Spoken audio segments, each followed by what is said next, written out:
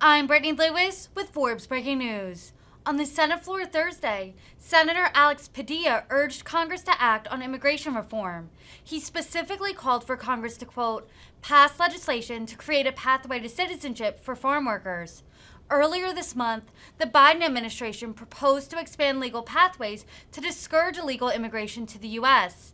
Listen in as Senator Padilla recalls his time working with undocumented farm workers. The first thing you need to know about picking radishes is that it is hard work. You have to work literally on your knees. And you pick each radish out of the ground by hand. No machines, no tools. I learned how to pick radishes and parsley about 3 weeks ago when I received an invitation from the United Farmworkers and the UFW Foundation to spend a day working alongside them in California. Now, I've said countless times that day in and day out, farm workers show up to some of the hardest jobs in America. And I've always believed that farm workers are essential. But not until that day did I appreciate the physical demands of long hours on one's knees under the sun. Mr. President, many of the workers picking radishes are older than I am and have worked in the fields for decades. They've labored through heat waves, through storms, wildfire smoke, and more. They've labored through a global health pandemic. And they are the backbone of our economy, helping keep food on our tables. And yet, the majority of farm workers don't have legal status to live and work in the United States of America. That includes those who I worked alongside picking radishes. People like Efren, who has worked on American farms for more than 40 years, and Patricia, who has raised her children here. Now, several of them told me that one of the hardest parts of being undocumented was being cut off from their families in Mexico or other countries, being denied the opportunity to see their mother or their father one last time before passing away, or to attend their funeral, to pay their last respects. Imagine that heartbreaking choice. Never seeing your parents again, because doing so means risking not being able to see your children ever again. That is the fate that we are forcing on countless undocumented farm workers who fill our grocery stores with fruit and vegetables. This is the choice that we exacerbate every time we push immigration reform off another month, another year, another session of Congress. And this is why we must pass legislation that creates a pathway to citizenship for farm workers. Mr. President, did you know that when you pick radishes, you get paid by the number of crates that you fill? On the day that I work the fields, it comes as no surprise that I picked at a slower rate than the highly skilled and experienced farm workers who depend on speed for their livelihood. Yet laws across the country leave farm workers in a position of uncertainty that few other workers have to face. If you're a farm worker and you miss a day of work, there is no paid sick leave.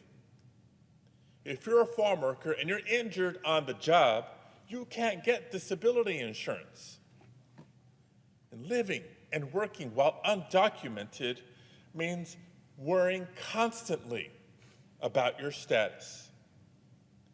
So when the Senate says immigration reform can wait, we are not seeing the people whose lives are at stake.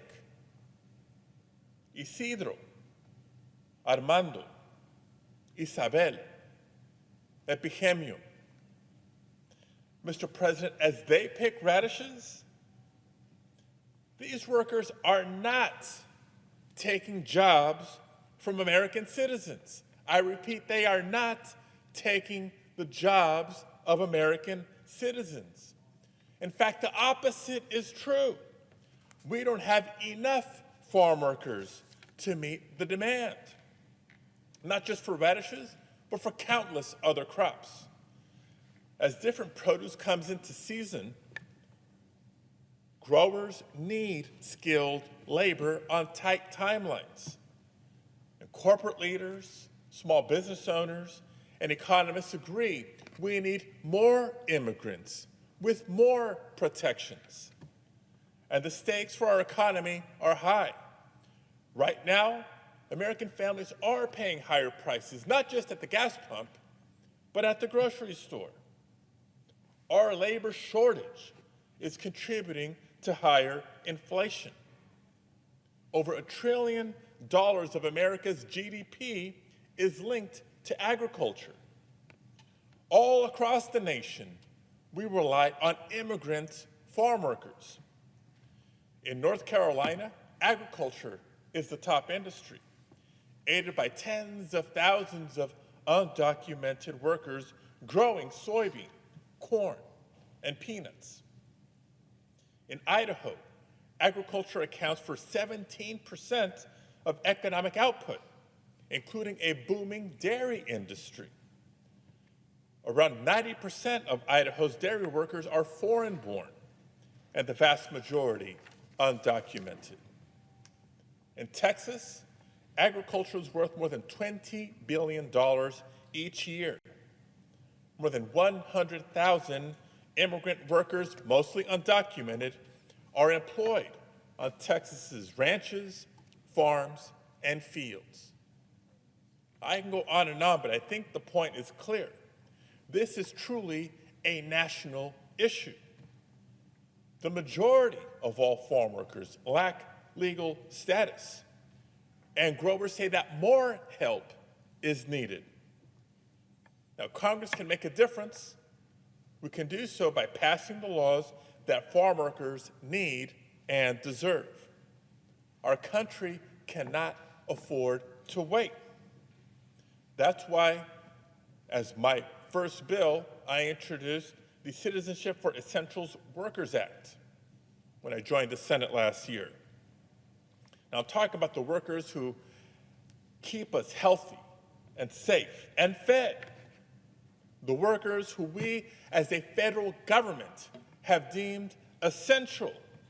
They deserve dignity. They deserve respect, and they have earned a pathway to citizenship.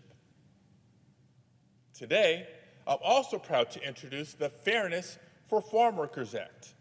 Now, this bill will support fair pay for agricultural workers under the Fair Labor Standards Act. Mr. President, in one day, I had just a small dose of the physically demanding life of farm workers. Still, there's so much more that I could tell you about the kind, funny, generous individuals that I worked alongside that day. As we shared a lunch of homemade tortillas, beans, carne con chile, they told me about their hometowns that they miss, their favorite music, and their dreams for their children. And they had one more message that they asked me to deliver. They implored me to deliver to all of you. And that is that you should come too. I was the first United States Senator to accept an invitation to work in the fields. Last week, my friend and colleague Senator Booker became the second. I urge you, each and every member of the Senate, to take this opportunity. Take a day to work alongside the heroes who feed America.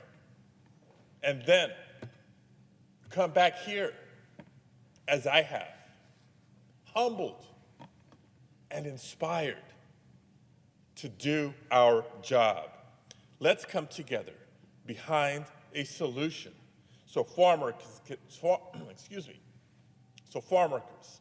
can finally live and work with dignity and security. Thank you, Mr. President. I yield the floor.